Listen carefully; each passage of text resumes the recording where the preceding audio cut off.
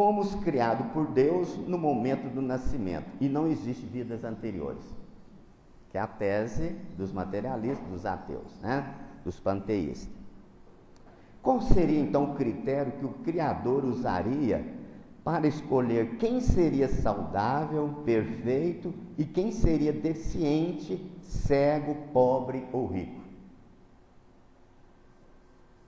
A única explicação então seria sorte, azar ou acaso? Não haveria uma explicação mais coerente e mais lógica do que essa? A resposta está aí. É a existência da reencarnação. Negá-la é não acreditar na justiça de Deus.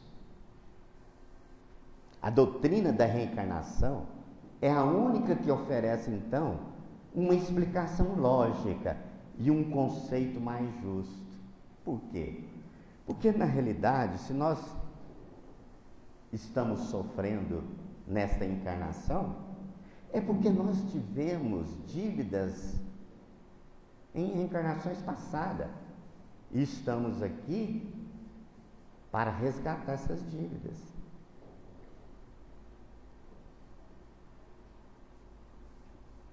Então, Deus, sendo soberanamente justo e bom, jamais impõe sofrimento a quem quer que seja. E ninguém sofre sem merecer. Ninguém.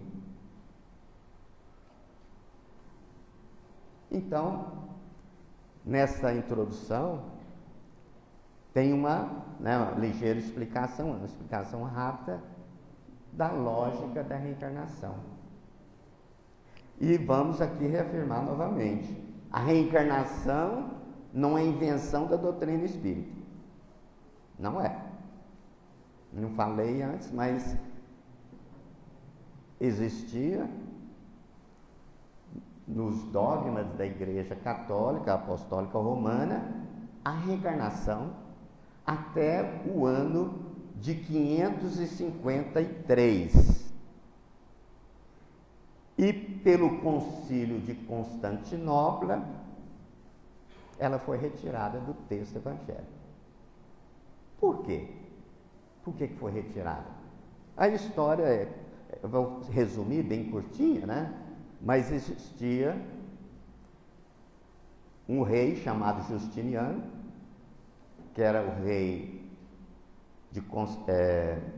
da Turquia, cuja capital é Constantinopla, que ele se apaixonou por uma linda mulher voltada para a profissão do amor, né? Era uma meretriz, e ele, encantado, apaixonado, desposou-la, e ela se tornou rainha.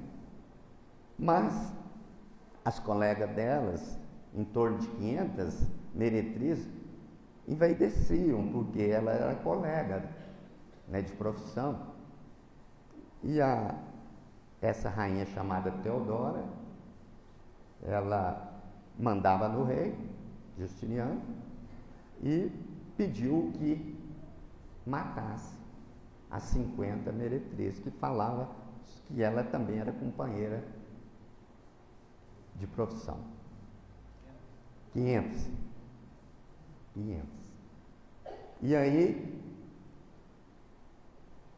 os judeus, os cristãos da época, né, que acreditavam na reencarnação, de que a reencarnação você tem que pagar tudo aquilo que você fez em vidas passadas, falou: você terá que reencarnar 500 vezes para poder resgatar o mal que você fez. E ela então pediu ao rei que tirasse das escrituras sagradas o dogma da reencarnação.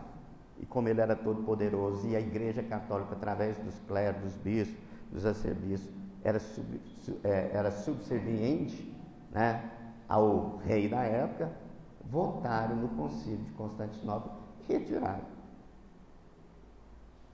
Mas hoje a gente questiona, né, ainda os nossos amigos companheiros ainda, talvez não tiveram a luz necessária nos evangélicos católicos, ateus, outras religiões que ainda não aceitam a reencarnação, essas questões da lógica. Como é que explica, então, essas crianças que já nascem sofrendo, né? E a espiritualidade vem explicar isso em vários livros psicografados por Chico Xavier e outros, sobre essa questão do que foram esses espíritos em vida passada. Na realidade, eles estão retirando os seus karmas, né, as suas criações de vida passada. Então tem que sofrer mesmo. Então agora nós vamos falar sobre a questão da pergunta em si, que é os limites da encarnação. Quantas vezes nós podemos encarnar aqui na Terra? Lembrando que que Allan Kardec nos coloca com bastante precisão que a encarnação ou reencarnação, ela só ocorre em mundos primitivos, em mundos de prova e expiação e mundos de regeneração. Nos mundos mais evoluídos, nos mundos felizes e puros, a reencarnação já não há mais necessário, né? O espírito vai evoluir, mas não precisa de reencarnar no sentido da matéria densa que nós conhecemos. Então, essa pergunta começa, né, no Evangelho, capítulo 4, Instruções dos Espíritos, o item 24. Quantas vezes, né? Na realidade não é nem quantas vezes podemos reencarnar, é qual o limite da reencarnação ou da encarnação. Então aí a gente pergunta, uma vez? 5? 10? 50? 200? 1000 infinitas? Quantas? O que vocês acham?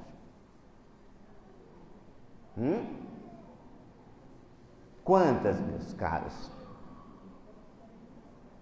Depende do espírito, né? Tem uns que são mais lerdinhos, não, eu vou deixar para outra encarnação, eu vou evoluir. Tem outros mais preocupados, né? Já vai melhorando, então esses vão precisar de reencarnar menos vezes. Então Allan Kardec vai perguntar então aos espíritos: quais são os limites da encarnação?